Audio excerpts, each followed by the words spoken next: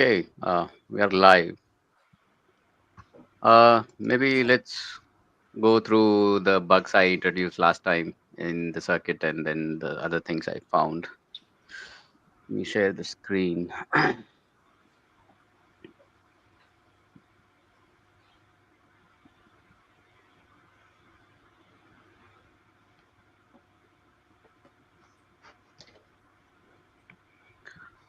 Uh, is my screen visible?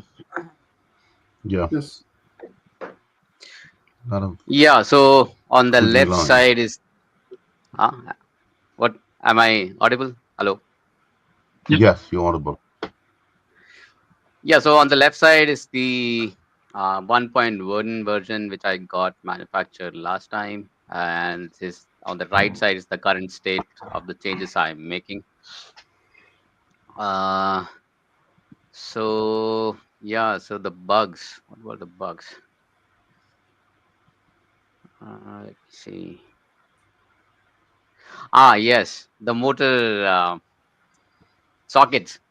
So basically, these are JST sockets, and maybe it's better on the 3D version.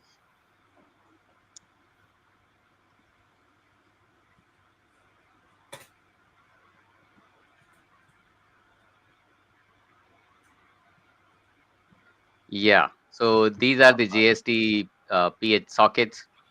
So like when you are having these connected to the motors, uh, like you are supposed to have this in like a mirrored format. So like if the motor has the pin 1 on this side here, then the pin 1 will be here for the mirrored socket. Do you understand what's happening here? So if you rotate this, so let's say where this J6 is written, the pin number 1 here, right? And Hmm. if you have like a motor on the other side, and if you rotate it completely or flip it, the pin 1 will be on the opposite side. Do you understand what's happening here?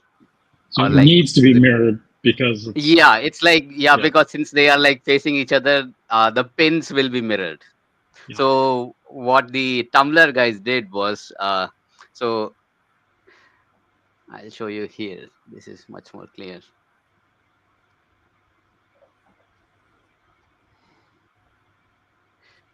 So the Tumblr guys have like on the actual PCB design files, they might have what they might have done is like have this component on the bottom side, and then when the manufacture is done, they might have assembled it on the top side. So that way you get a mirrored pinout, but they don't say it anyways. So there is a small label which they have. So for example, the motor written here. So they had like in kind of in a mirrored fashion. They had the silk screen in a mirrored fashion. So I didn't understand why they have that way when I like initially. So I thought maybe there's some mistake there, but that is intentional. So what they have done is like they have designed it at the bottom and actually manufactured it at the top, and that way you don't have to crisscross the wires in like when you are having the JST wires connecting to the sockets. So there is something, a trick I or maybe I found later on. Yeah, something to learn there. And what was the else other changes? mm, yeah, and the maybe it's clear on the,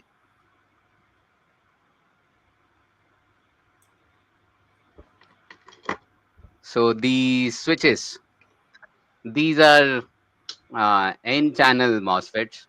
And yeah, I had just taken it from some other circuit, but n channel MOSFETs are basically used in switching low side of the load. So basically, uh,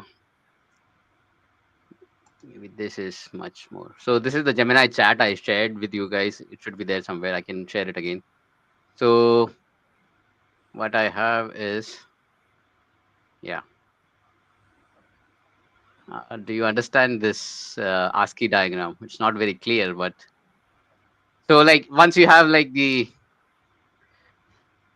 So the load is basically on the source, but for Mm-hmm. that you'll have to understand the drain, source, and gate of the transistor. So the gate is like where you have the control of the switch, which you toggle, and then drain is the high side, and then source is the low side. Just this is not like a theoretical understanding, but just understand it that way. So n-channel MOSFETs are used for low side switching. So this load, which is here, let's say here. So this 5 volt, I cannot use this transistor in this way. So if I want to use this transistor, it has to go on the ground. So the switch has to be here on the ground, and then I can switch it high to low.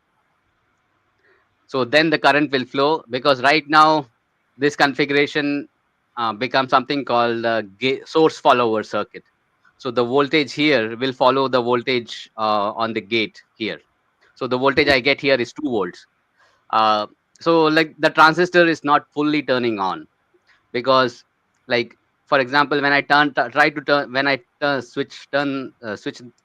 this switch on, or this MCU pin high, this voltage will come here, and then it will tries to raise, and the MOSFET only turns on when the difference between the gate and the source is above the threshold voltage.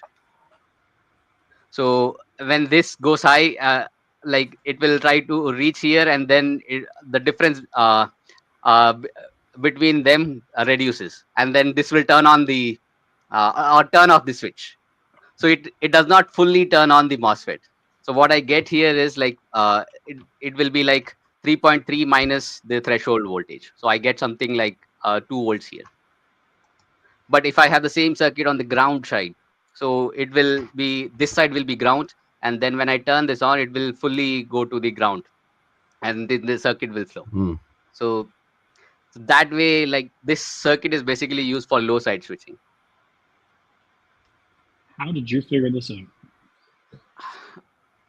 uh, so basically I saw the voltage, right? I measured the voltage is not turning on, and Well, so so first off, this component goes to, this is the USB output? n- so this is the USB Okay. socket. Let me show you if I can share the maybe this is better.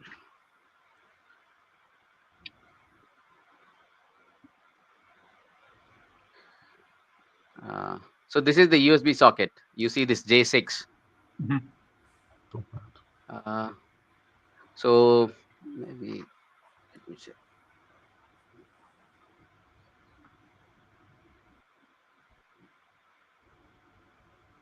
Just wait a second.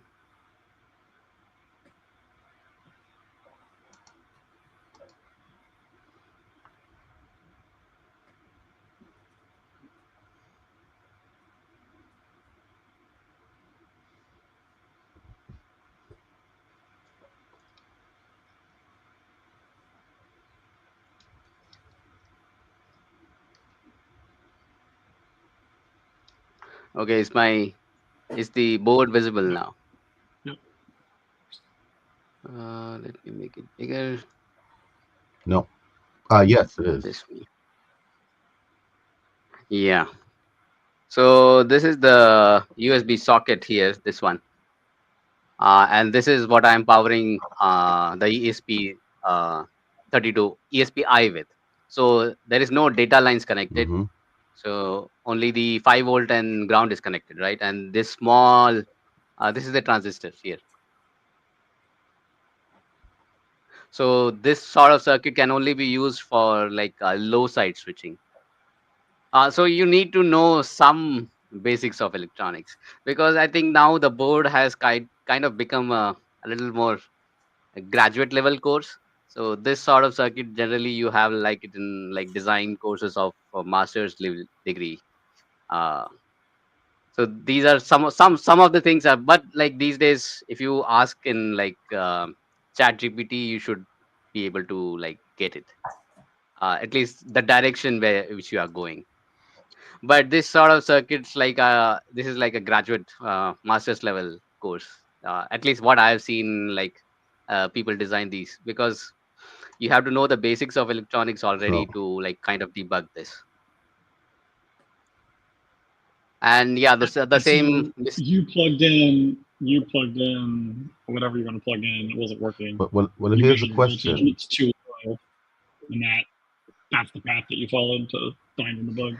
Yeah, so yeah, basically what I do is whenever I had time, I find circuits online, and then try to plug it in the design as much as possible. And then yeah, so it's like a risky way to do the design, but yeah, that's how I do it.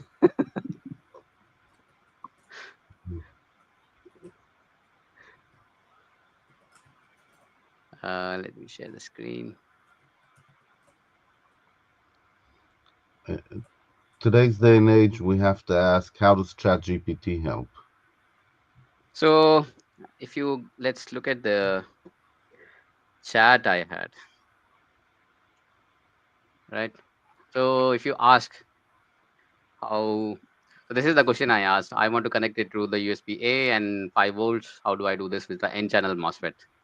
Uh, for that, you already have to know what an N channel MOSFET is. N channel MOSFET is where like the gate is doped with uh, like uh, like elements which have like holes in their uh, like atomic orbits, and then they create well, this is too much of theory, but let's say uh, you need to Okay, so why didn't you ask, how can I control the power? so like yeah, that's what I asked. So this is what it said. uh, Control, so for low side on the ground path. Yeah, and then But you started get with knowing what component you wanted to use. I think that's my first question. How did you get there? well, a MOSFET, like I wanted to switch the circuit, right? So MOSFET is basically a transistor is basically a switch. Then I went and saw like what are the different kinds of MOSFETs available, and then I online I saw. So I think there is electronics dot stack exchange, and one of the circuits on electronics dot stack exchange suggested this. But yeah, this could be have been avoided if I had simulated the circuit. But yeah, I didn't do that. I just manufactured it. So yeah, so simulation kind of helps in that. So in some of the things I wanted, for example, this one.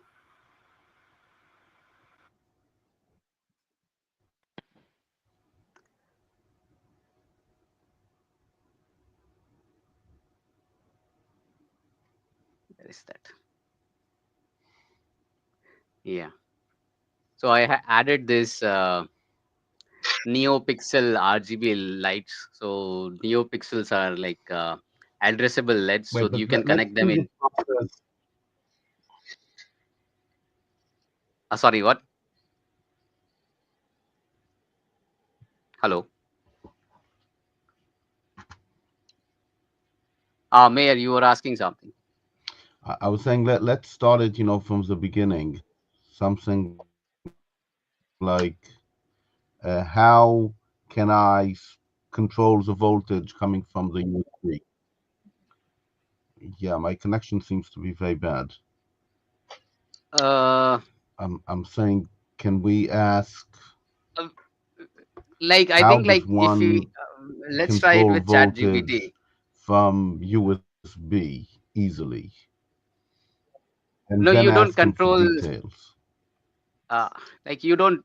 I didn't want to control the voltage. I wanted to turn it on and off. For that, like MOSFET is a switch that is. I thought, let's say in electronics world, it's a common knowledge. Like you switch. So if you want to turn on something on and off, you use a MOSFET. So when you use the H bridge inside, so it has kind of a MOSFET built into the ASIC inside. But you can also do it with discrete components. So a transistor is basically a switch, either it's on and off. So if you want to turn like the USB on and off, you use a MOSFET. But then like the MOSFET has to be arranged in certain configurations to turn it on and off.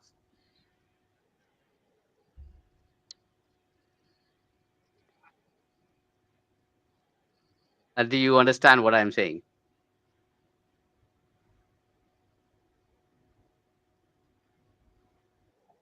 or was it not clear?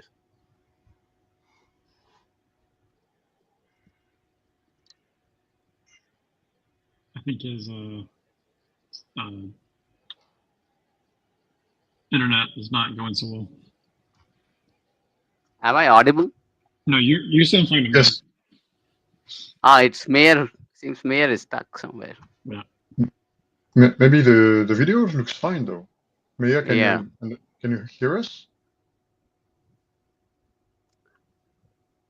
Sound problem apparently.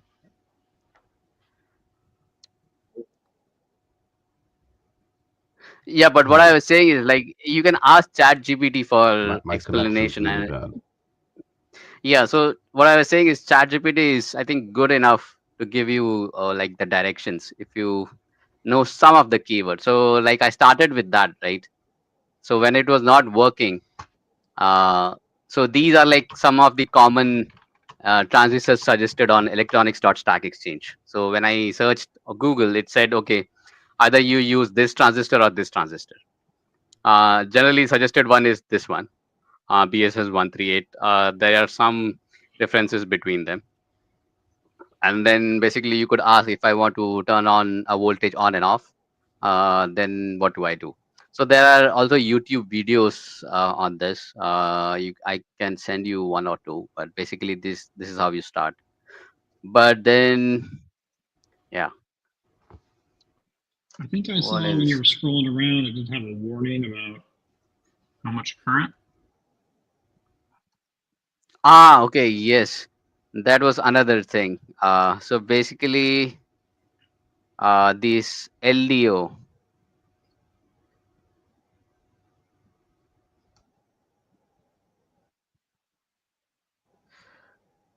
These are the This is the LDO, low voltage, low dropout voltage, and these have certain current output current capabilities. Let's check it. Uh, so the one we are using is from this company AP378. So this is a very common one. I out is Where is it? Yeah. So the output current is 200 milliamps. So this is just on the border of. So I measured how much the ESP-I is taking. So I have a current measurement USB socket. So you can plug it in the USB on, and on the other side you can plug in your USB circuit, and then it will measure the current going through. It takes around 200 milliamps. It's almost on the border. So I changed this component. So I changed it to a component which outputs now 500 milliamps, because this also has to power the uh, RGB LED I put on. So this circuit is working. So this is the circuit for uh, level translation. So this component is the LED. So it is a addressable RGB LED, and then it's a one wire communication protocol. So you send a series of pulses, and this has like circuitry inside that will decode the pulses as like, I think, some 8-bit values in series. So if you send like 24 pulses in with a specific timing, so this is very timing sensitive. So it I think it works on 800 kilohertz. So the timing needs to be really accurate. So it will measure the pulses coming in, and then it will adjust the like the RGB color of the LEDs inside. And these are like can be connected in series. So you could have like a 10 LEDs if you have like enough power to power like current to power them all. Then you can connect them in series, and then you can do light shows. So all the light strips you see, the shows that are commercially available, they are basically these LEDs. But these are now used a lot in like hobby electronics a lot. And then this requires 5 volts to work, so I had to make a level translation circuit. So this also I took it from electronics.stack exchange. So the MCU is working on 3.3 volts, and this side is like 5 volts. So whenever 3.3 volts comes here, it will be 5, and when this goes low, this will be 0. Mm. So the many of the level translation chips you see have like internally these sort of MOSFET inside, manufactured in series. So they are a little easier to, if you have like many of them. So instead of using discrete components, you can do that with a single chip. So that is what the level translation circuits are. It is like something like this. Oh yeah, and this circuit is working. I tested it, and I also brought this out on one of the RPi pins. So basically, we can manufacture a LED strip and connect it to the RPi connectors. So And that's what just one else? LED that you put on there? So one RGB LED, and then there are these indicator LEDs that show if the 5 volt is working and 3 volt is working or not. So, and these are really bright. I made this so that around 15 milliamps flow through them. But it's so bright that it's like hurting the eyes. So in the new circuit, I made this like twice or thrice the resistor I put on, and then now it should be around 5 milliamps flowing through them. So it should be a little less bright. So this is one amber or red colored LED here, and then this is the 3.3 volt indicator.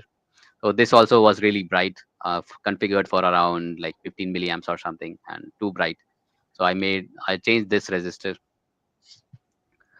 and yeah. So and the inductor, this inductor was also, so choosing the correct inductor is also like a little complex task. I think I have some links in the embedded channel, how to choose an inductor, because they have some saturation current limits, because beyond which if you go, it becomes a conductor instead of an inductor, and that causes problems. So this was, I think, like a 200 milliamps, something like that inductor. And so if you see, let me check, it's really small.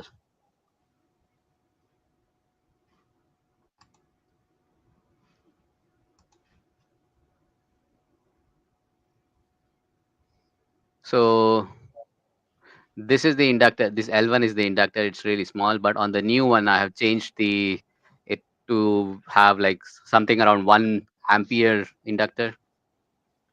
So it should look something like this. Where did it go? Yeah, so this is the L1 now. It's much bigger. It's for like 1 ampere. So that should work.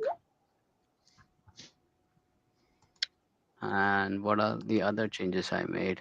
Yeah, and the I put on some the uh, like pull up resistors for the I2C channels here. This R1 and R2 are like pull up resistors for this environmental sensor.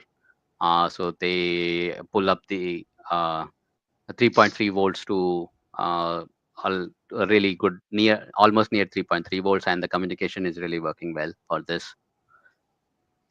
What else? And yeah, I removed the transistor switches.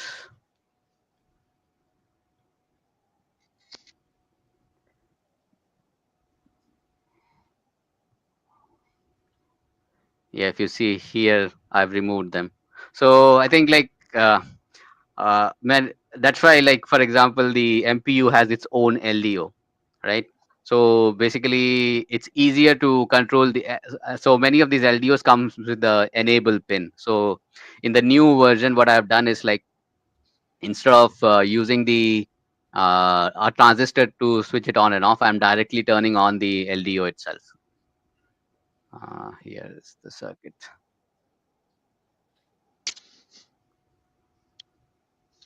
Is it easy to do version management with your tools compared to I'm just OpenShape and there is so on? some Git integration, but Ah, I okay. make yeah, but I make new projects. and then label it here.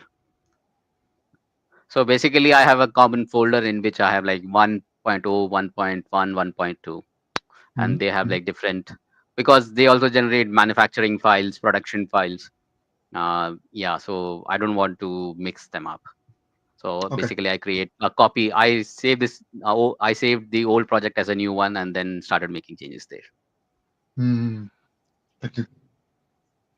And yeah, so initially I was turning this, using this MCU USB on-off pin, which is D10 on the Arduino, and I was turning this on and off. I was trying to turn this MOSFET on, but right now I'm just using it to turn the LDO on and off.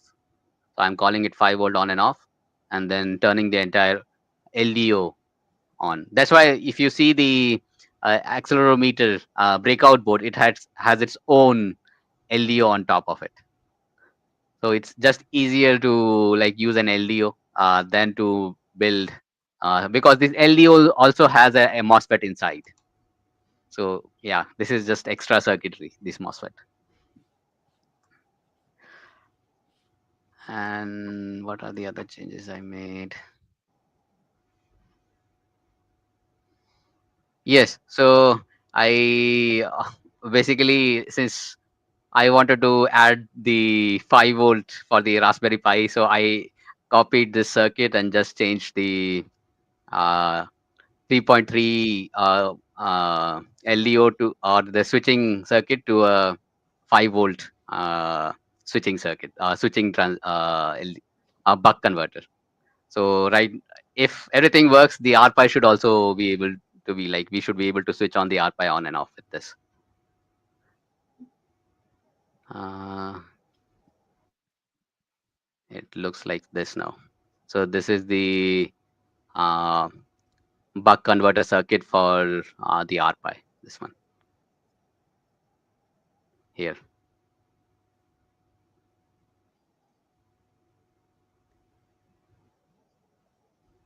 And yeah, this also can be turned on and off with the same. So right now, uh,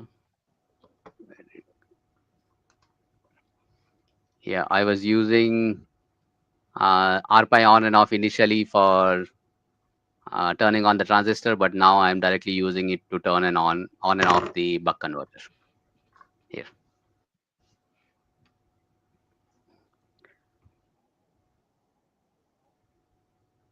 uh, what else?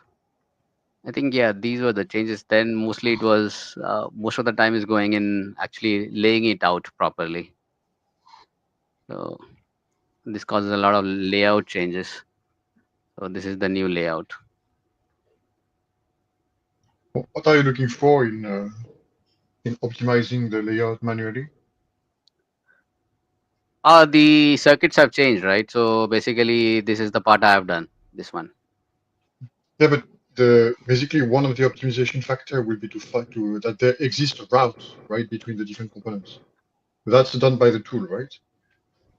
What's so Uh, difficult about laying it out? It looks like you have a lot of space. this is just one side. So this is the bottom side. Mhm. It's not that easy because a lot of things are already done, and I'm like building on top of it, right? For example, this blue part. I had to do it myself because the battery is only coming till here, and if I want to power the RPi 5 volt is here, and if I am generating the 5 volts from here, so I have to break the 5 volts, and then there were like other lines here. Uh, Okay. No, so and yeah, it's my question is actually a bit better phrased by me, I believe, is that it looks like there is much blank, okay, and so yeah, it's definitely not easy, and I'm uh, aware that some of the tools can automate so far, okay, but after what you with your expert eye, what uh, else would you be looking at? Like for example, the so battery, yes, let's that's really clear. uh, so this is the I don't know how much of it. So it was something like this here, just a transistor, and a resistor to turn the 5 volt on and off. So this was not working. So I Mm-hmm. had to basically make it to this. So this is like the buck regulator, then inductor. So you have to place it and then organize it in a way that like layout is easy. So this is all Mm. you see this this one, these hatched areas. Mhm. So that is basically I've done it manually because the tool won't do it. And Okay. yeah, this entire the entire left corner is done manually. This one. Sorry, the hatch indicator means what? It's it's a it's like a copper layer. It's called zone fill in KiCad. So you Mhm. can basically have like areas which you are. So if you see the properties,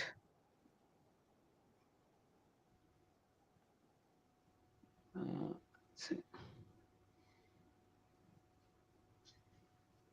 So that's what the PCB process will remove or will leave.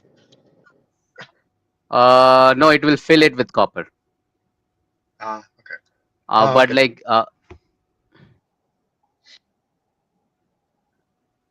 it's like-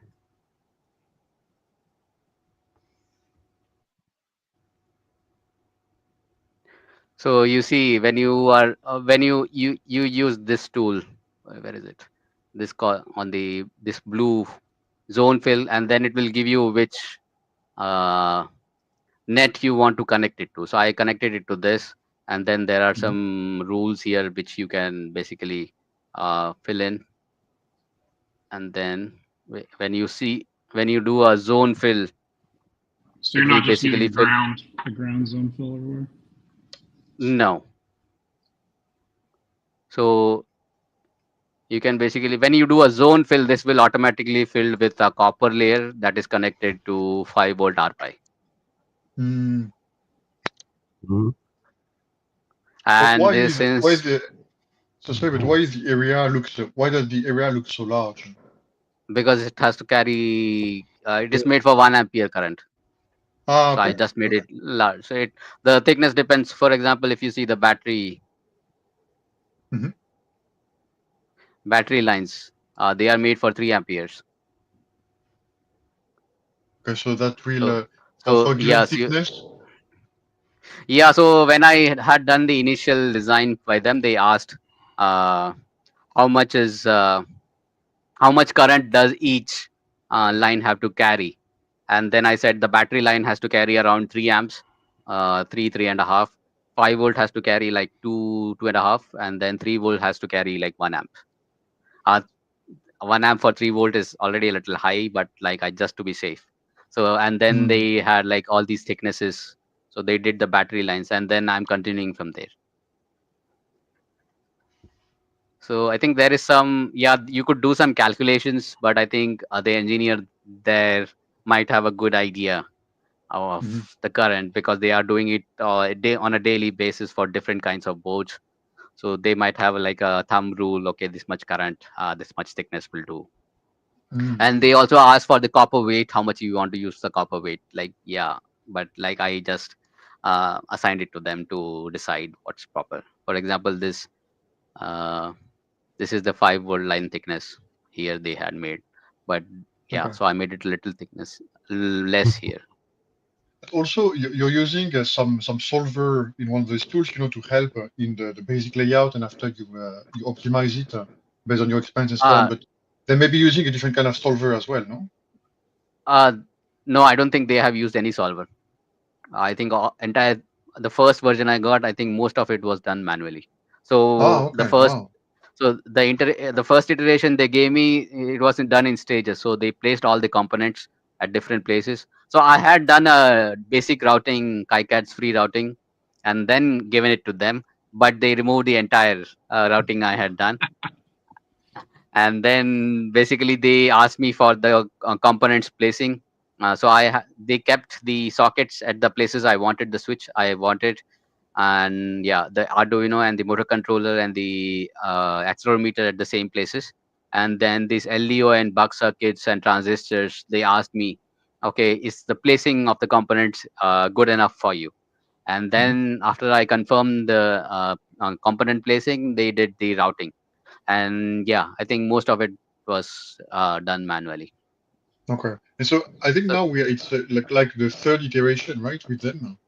And so you base you have the previous iteration and you make some modifications.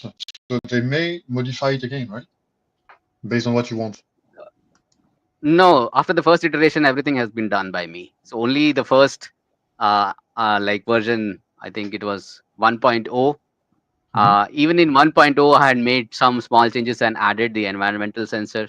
But right now, I think like I have learned everything, most of the things they know, like these rule areas, VR stitching, like so. I'm just doing it myself now. Okay, So after the first iteration, like kind of the tricks they were using, I learned it. So cool. what were the other changes I was thinking? You see, the board is already feature rich and so on, and pretty fit for what we are talking about. But now, if we extrapolate, to bigger boards, let's say an latest NVIDIA board, okay, which are way more complex, right? It's not manual work anymore, is it? These days.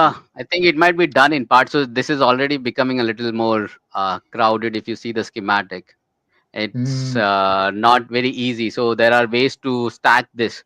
So you have like a, box here that will take you, uh, let's say, like instead of this entire circuit microcontroller and this, let's say I want to put this uh, buck converter and microcontroller as a black box, right? So KiCad has a feature in which you can like combine them, and then it becomes a layer of schematics. So on the top layer, you only see uh, like top level design components. You don't mhm. see the transistors or Yeah, the yeah. inductors used. So when you on the top level you click, and then it will appear like a black sock. But once you click inside, you can go and check the different components. Like then Mhm. so you can like stack it on different layers, and then when it's generally a very large uh, circuits, you assign each stack to a different engineer, and then like there might be a top level integration engineer who checks like the black boxes are connected. It's like so the similar approach is also used in designing SoCs. So you have like a top layer integration, and then like internal ASICs or like internal black boxes that are done by different design teams. So a similar approach can be done for this too. Okay, thank you.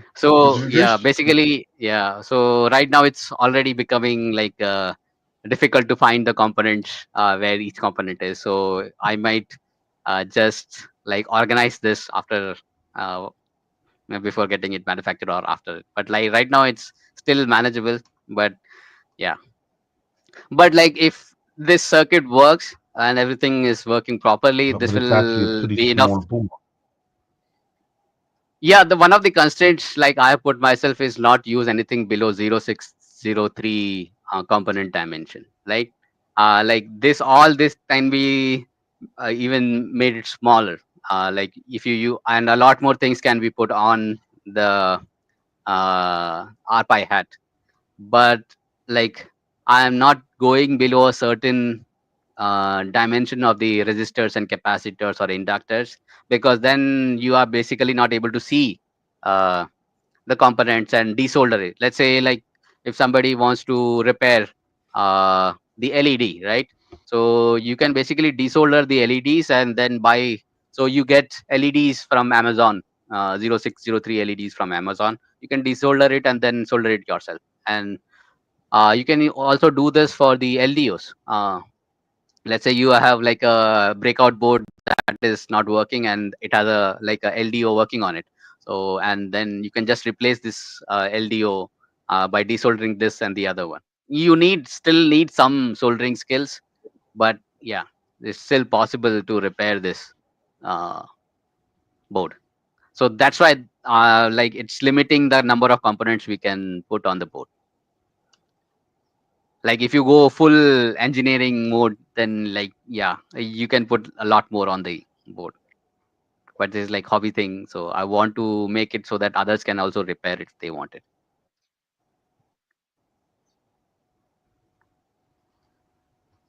Yeah, those were the changes, main changes I did.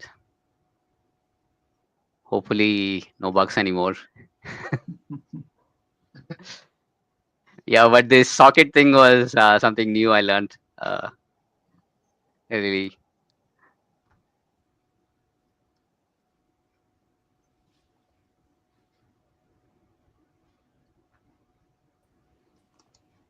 How many bugs were in the last board and how many are in this one?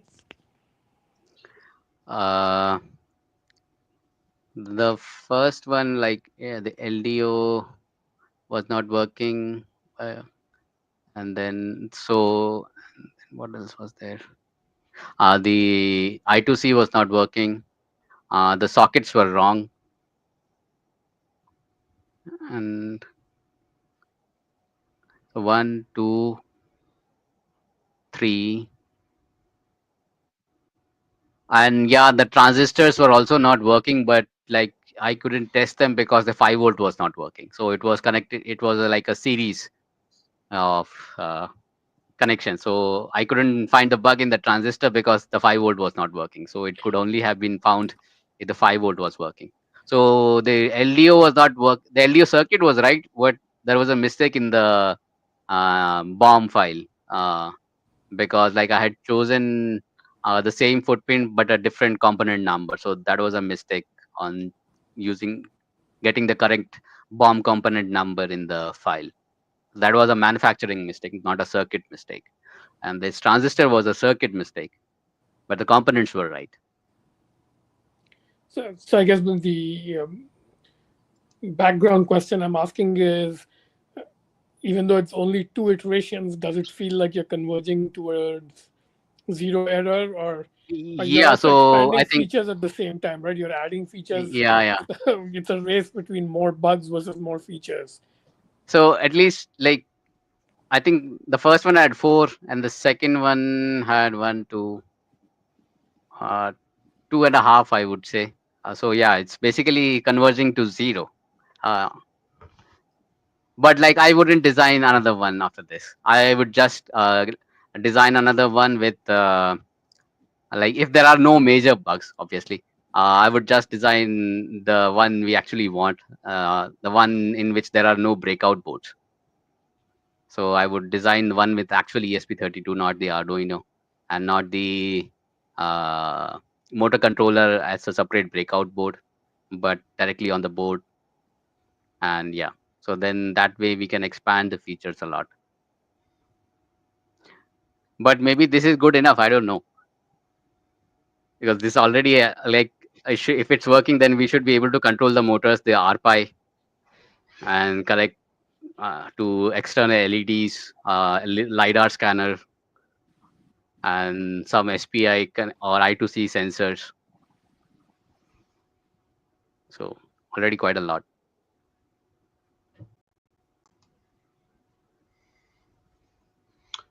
Is there any way to fix bugs without making a new board? Is there some sort of layer you can put on top to fix some of these bugs? The transistors, well, the LDO problem could have been fixed if we bought it separately and desoldered and soldered, right? And the socket problem could have been fixed with like mirroring the uh, cables Connect. itself instead of mirroring like the socket pins. So some of the things can be fixed, but the transistor problem couldn't have been fixed. It was basically a circuit mistake. So yeah. And then yeah, one of the things I found that I had to change the position of this inverter circuit. So this is a inverter circuits. So the motor controller has two. For each motor, it has two pins, and they have to be in opposite direction for the motor to switch the direction of the motor. So what this circuit, it's like a NOT gate. So it takes one input, and then the output is basically the inverted of that. So there are like two NOT gates inside this, and then it switches it for two motors. So if you see the tumbler MPU, it has a standoff, a metal standoff that makes it straight. If you put it here, there is a metal standoff, and then I had it in a location where the metal standoff would go on top of this NOT gate. So I had to move this a little to the left side to make space for that standoff here.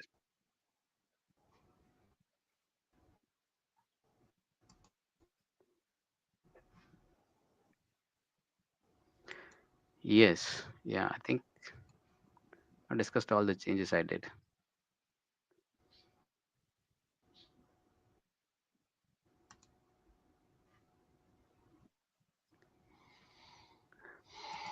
Yeah, so next week I'll do the bomb file checks and then give it for manufacturing. The motor controller, yes, breakout. That's the motor controller that it comes with the tumbler. Yes. Yeah. You can also buy it from Amazon as a separate. So I tried one of the tumbler motor controller breakout boards. I shorted the like the battery and the ground somehow on that board, and then it's not working. So like I'll order a new breakout board. It's from Toshiba, so it's like generally available on either on Adafruit or Amazon. So you, you can just solder it breakout boards. I think like all the components on Tumblr are like basically available as breakout boards. Even the MPU is some GY 512 or something that is also available as a breakout board on Amazon. And the environmental sensor I have used from Sensorion SH something is also available as a breakout board on Amazon. So all the and like yeah, and Arduino is also a breakout board. So basically everything we put on the board is like available commercially everywhere. Mm-hmm. So like after if this board works, then the only thing limiting would be the battery uh, power capacity or the current capacity, because the board is made for like 3.5 amperes, and it should be able to run both RPI and external LEDs, whatever sensors.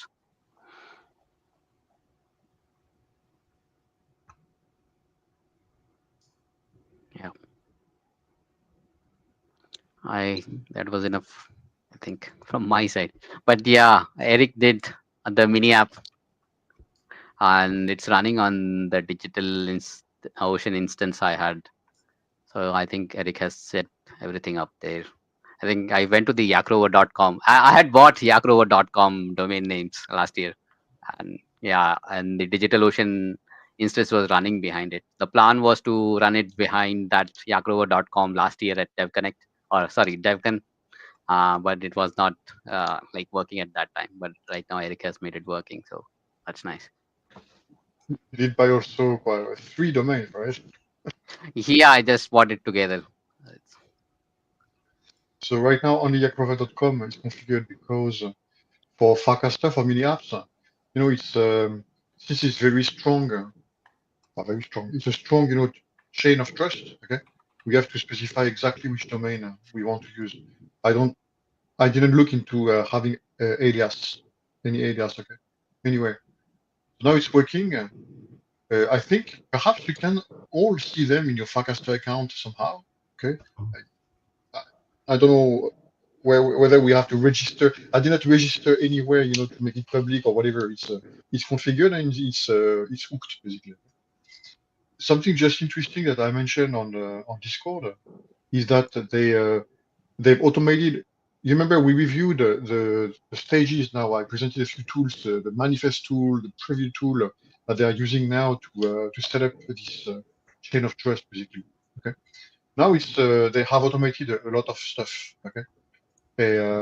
Especially with this manifest, which is basically a JSON file with the special keys, okay, special secure encrypted values. Now you can host them directly on Farcaster. Okay, and so it's a nice improvement. Okay, so we went through the different levels of that, and now it's just easier. Otherwise, feature-wise, it's exactly the same as before.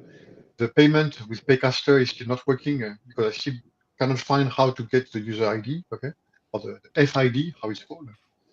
And maybe not today, but since the event is in September, right?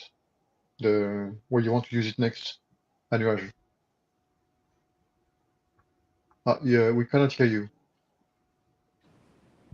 I'm not sure if I'm going there because like I didn't get the funding. And it takes 2 days to go there and then come back and then yeah, it's Mhm. with the amount I will be spending there, I can do 10 rounds of PCB. So it doesn't make Right. sense to go there. Yeah, Yeah. Yeah, Anyway, I'm I'll sorry. be Please go ahead. going, but I don't know if I'll have time to run this session. But it's in November. We'll see. They've not yet gotten back about the scholarships or what? no, yeah, they got. So I didn't get it. I got an Oh, email okay. yesterday. Yeah. Okay. So and like if I go by myself, it's like I can do more research with that money than going there.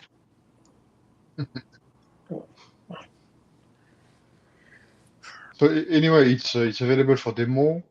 Uh, on my side, I have a few ideas. Especially now, I have a Tumblr is about using it, to do more end-to-end testing and to fix the layout because on the mini app the buttons are annoyingly small. I mean, I cannot even read what is inside the button. I thought it would adapt automatically, but maybe we need some work on CSS basically. Okay. So I'll be doing a few things like that, but if there are some ideas or some big next milestone we'd like to cover, it's something we could discuss together at some point. Yeah. But the digital instance ocean I have is really the smallest one. Uh, so I don't know how much load it can take, but let's see. Well, the thing that it was running on the Raspberry Pi 3, okay, Okay. and so of course there was no much load, but Yeah. basically it's not doing much basically. Okay, so not really afraid about that. What something we should be paying attention at is that images that we take through Tumblr, they are stored on local storage and they are just kept there. I haven't seen any code in what we have right now that will rotate files or erase files that are too old and stuff like that. Okay. Or okay, and so we Yeah, may I fill up think. the disk. Okay, that's one thing to pay attention at. Yeah, I had done the entire like frame thing as like vibe coded it. I didn't even look what's. I just was prompting everything to get it working. So I But don't know exactly. at this point, is that on the GitHub repository, it's just about having IDs and throwing these IDs into issues, okay? And we see what we do when, okay? And that's about it. Yeah, we have 5 more minutes left. What is the next session? What do we have next? I don't remember the schedule, but no, the next week was supposed to be you and Raj, and this week Okay. was about the mini app, but there is not much to review. Okay, it was done in Yeah. 5 minutes, so we compressed the two sessions in one. Yeah. So, Red, would you have anything to share? Not off the top of my head, but I can think about it. But we need like proper infrastructure management after a while. Right now, everything is just haphazard here and there. S- But so next week, the then can tail scale is running. I don't know. If it's on the DigitalOcean. I had installed it. It was running last year. Maybe it stopped. So yeah, tail scale configurations, uh, server configurations. That is something like we could see.